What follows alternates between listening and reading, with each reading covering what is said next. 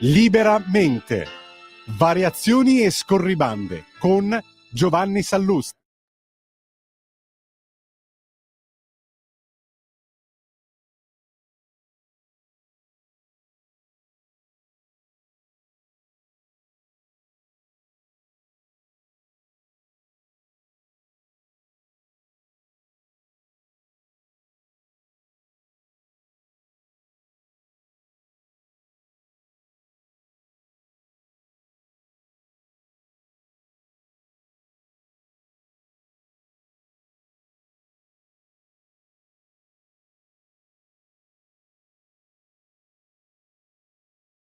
Non...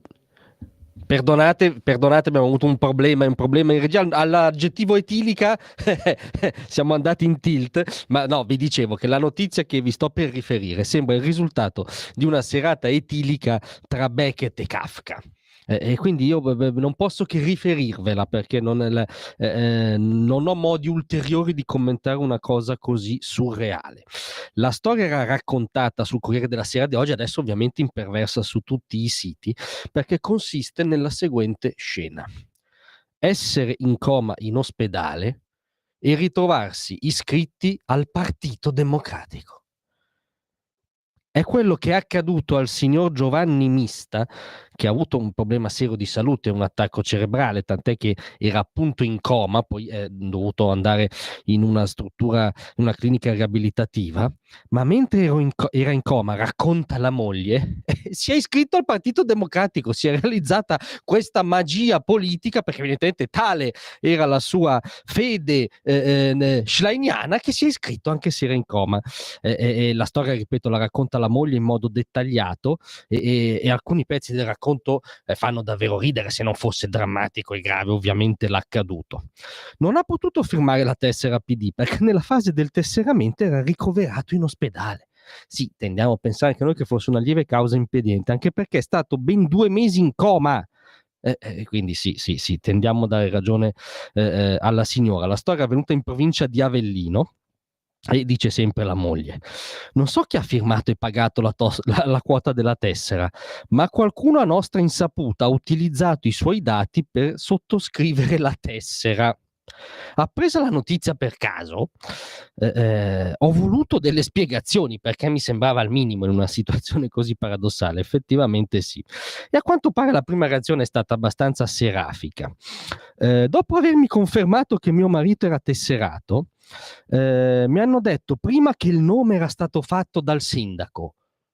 Quindi il sindaco, mentre il signore era in coma, ha garantito lui: guardate che proprio vuole iscriversi al PD, salvo poi ritrattare dopo pochi minuti, sostenendo che i nomi erano stati prelevati dalle liste degli anni precedenti, perché in anni precedenti il signor Mista aveva reputato di iscriversi liberamente al PD, seppur senza alcuna espressione di volontà o adesione.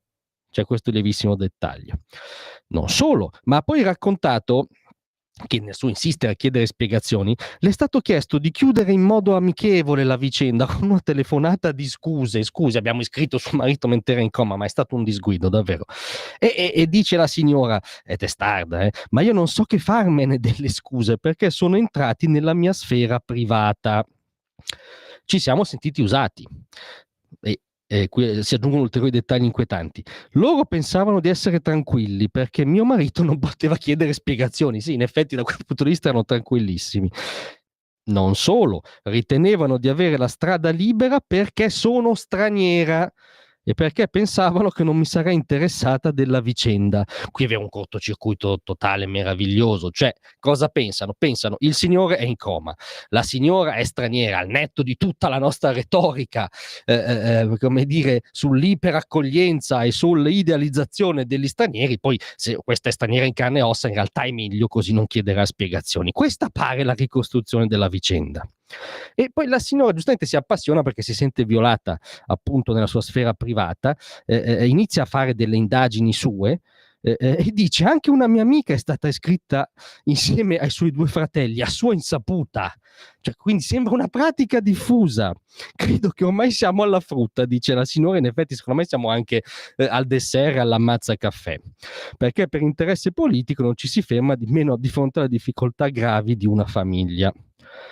Questa cosa, tra l'altro, avviene appunto in provincia di Avellino, dove già nel 2021 l'allora segretario, parlandone politicamente da vivo, Enrico Letta, fu costretto a sospendere oltre 2500 richieste di iscrizione a seguito di una serie di anomalie. Non sappiamo se c'erano altri casi di signori in coma. Salutiamo il signor Mista, che a quanto pare si è rimesso, ne siamo felici, e la sua signora, e traiamo una morale molto semplice, cioè un partito che iscrive nelle proprie liste delle persone in coma, per fortuna provvisoriamente, è sicuramente viceversa un partito in coma irreversibile. Grazie a tutti, a domattina.